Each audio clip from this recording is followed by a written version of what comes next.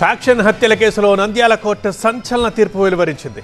12 మందికి యావజ్జీవ శిక్ష విధించింది. ఆ కేసు డీటెయిల్స్ ఒకసారి చూద్దాం. 2012లో ఉమ్మడి కర్నూలు జిల్లాను వణికించిన ఇంజేడు కృష్ణారెడ్డి హత్య కేసులో నంద్యాల న్యాయస్థానం కీలక తీర్పు వెలువరించింది.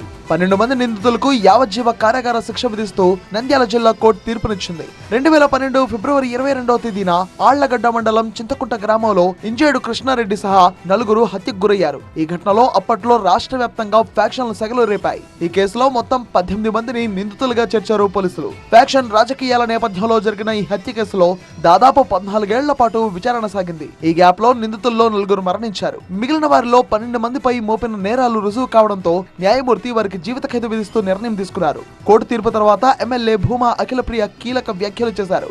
జీవిత ఖైదు పడిన కుటుంబ సభ్యులకు అండగా ఉంటామన్నారు. ఈ కేసులో హైకోర్టులో తమ వాదనలను బలంగా వినిపించి న్యాయ పోరాటం కొనసాగిస్తామని వెల్లడించారు. అవసరమైతే సుప్రీంకోర్టు వరకు వెళ్లి బాధితులకు న్యాయం సాధిస్తామని భూమా అఖిలప్రియ స్పష్టం చేశారు.